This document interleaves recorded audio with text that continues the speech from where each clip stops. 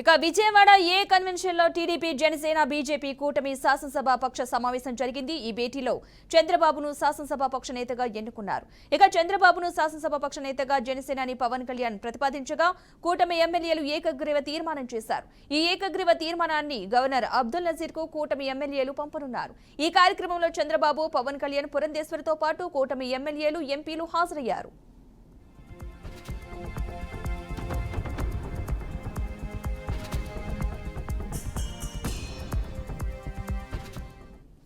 రాష్ట్రంలో అభివృద్ధిని సమిష్టిగా ముందుకు తీసుకువెళ్లాలని పవన్ కళ్యాణ్ అన్నారు. ఎన్డీఏ కూటమి విజయం దేశం మొత్తానికి స్ఫూర్తినిచ్చిందని పవన్ కళ్యాణ్ అన్నారు. కూటమి ఎలా ఉండాలో అందరూ కలిసికట్టుగా చూపించామని తెలిపారు. కక్ష సాధింపులు, వ్యక్తిగత దూషణలకు సమయం కాదన్న పవన్ 5 కోట్ల మంది ప్రజల మనందరిపై నమ్మకం పెట్టుకున్నారని చెప్పారు. అభివృద్ధిని సమిష్టిగా ముందుకు తీసుకువెళ్లాలని సూచించారు.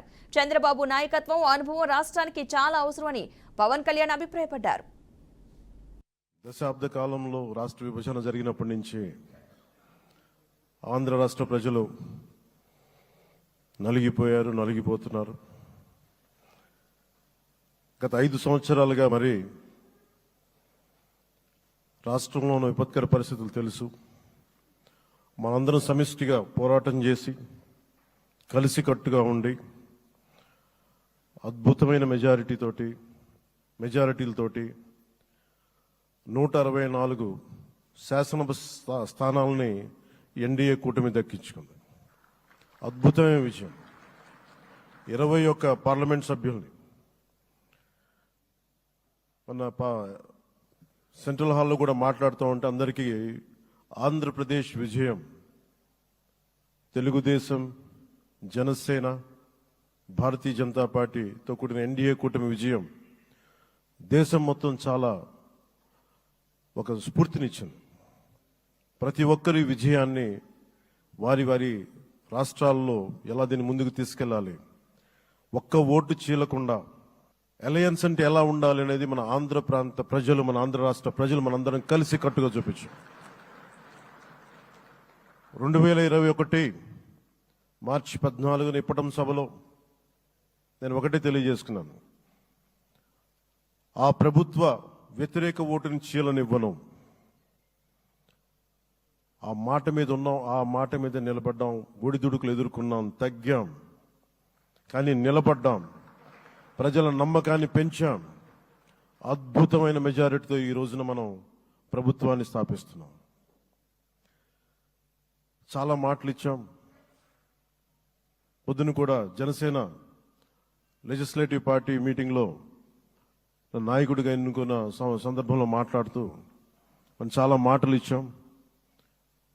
ఇది కక్ష సాధింపులకి సమయం కాదు, ఇది వ్యక్తిగత దూషణలకి సమయం కాదు. ఇది 5 కోట్ల మంది పైగా ప్రజలు మన మీద నమ్మకాన్ని పెట్టుకున్నారు. మన మీద మనందరం ఉమ్మడిగా, మనందరం సమిష్టిగా ఆంధ్రప్రదేశ్ ప్రజలు ఏ అభివృద్ధి అయితే కోరుకుంటున్నారో మనందరం సమిష్టిగా దీన్ని ముందుకు తీసుకెళ్లాలి, అభివృద్ధి పథంలో నడిపించాలి.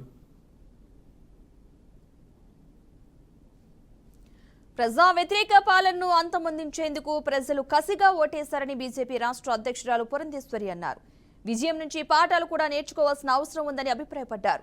3 పార్టీల లక్ష్యం ప్రజా సంక్షేమమేనని స్పష్టం చేశారు. 3 పార్టీల కలయిక త్రివేణి సంగమం లాంటిదని అభివర్ణించారు. సభానాయకుడిగా పవన్ కళ్యాణ్ చేసిన ప్రతిపాదనను సమర్థిస్తున్నట్లు పురంధేశ్వరి ప్రకటించారు.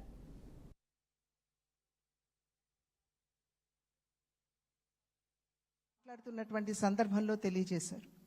ఏ విధంగా ఢిల్లీలో మేము కూర్చున్నటువంటి సందర్భంలో ఆంధ్ర రాష్ట్రంలో జరిగినటువంటి ఎన్నిక జరిగిన తీరు మాత్రమే కాదు, 3 పార్టీల మధ్య ఏర్పడినటువంటి సమన్వయం ఒక రకంగా యావత్ భారతదేశానికి కూడా ఇది ఒక ఎగ్జాంపుల్గా నిలవాలి అని చెప్పి ఢిల్లీలో మాట్లాడుకున్నటువంటి మాట కేవలం ఇక్కడ ఉన్నటువంటి నాయకులకి మాత్రమే కాకుండా ఈ 3 పార్టీలకి సంబంధించినటువంటి ప్రతి కార్యకర్తకి పేరు పేరున నేను శిరస్సు వంచి నా నమస్కారాలు తెలియజేస్తున్నాను.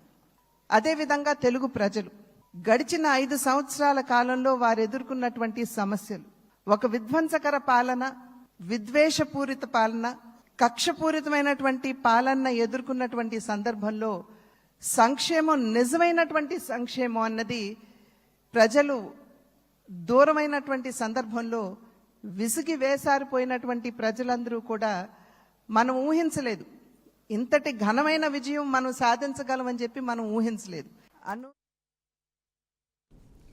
ఎన్డీఏ శాసనసభాపక్ష నేతగా తనను ఎన్నుకున్నందుకు కూటమి నేతలకు చంద్రబాబు ధన్యవాదాలు తెలిపారు. ఏపీ చరిత్రలో ఎప్పుడూ ఇవ్వని తీర్పును ప్రజలు ఇచ్చారన్నారు. ప్రజలు ఇచ్చిన తీర్పును నిలబెట్టుకోవాల్సిన బాధ్యత తమపై ఉందన్నారు. ఏపీని కాపాడుకోవడానికి ప్రజలు చొరవ చూపారని వెల్లడించారు. 100% 3 పార్టీల నేతలు కార్యకర్తలు సమిష్టిగా పనిచేశారని తెలిపారు. ప్రజల తీర్పుతో ఏపీ ప్రతిష్ట గౌరవం పెరిగిందని చంద్రబాబు చెప్పారు. మీరందరూ కలిసి నన్ను శాసనసభ నాయకుడిగా ఎన్డీఏ శాసనసభ నాయకుడు ఎన్నుకున్నందుకు మనస్ఫూర్తిగా అందరికీ నమస్కారాలు తెలియజేస్తున్నా, అభినందనలు తెలియజేస్తున్నా, ధన్యవాదాలు. ఇప్పుడే మిత్రులు మాట్లాడారు. నేను కూడా చాలా ఎన్నికలు చూశాను. ఈసారి రాష్ట్ర చరిత్రలో ఎప్పుడూ ఇవ్వనటువంటి తీర్పు ఇచ్చారు. ఈ తీర్పు మళ్ళీ నిలబెట్టుకునే బాధ్యత మనందరిపైన ఉంటుంది. అయితే రాష్ట్రంలో ఉండే 5 కోట్ల ప్రజలందరికీ శిరస్సు వంచి పాదాభివందనం చేస్తున్నా. ఈ రాష్ట్రాన్ని కాపాడుకోవడానికి మీరు చూపించిన చొరవ కోసం అందరం కూడా ఒకటి క్యాంపెయిన్ చేశాం. ప్రజలు గెలవాలి, రాష్ట్రం నిలబడాలి. ప్రజలు గెలిచారు. రాష్ట్రాన్ని నిలబెట్టే బాధ్యత ఇక్కడుండే శాసనసభ్యులపైన మనందరిపైన ఉంది. ఈ విషయం మనం గుర్తుపెట్టుకోవాల్సిన అవసరం ఉంది.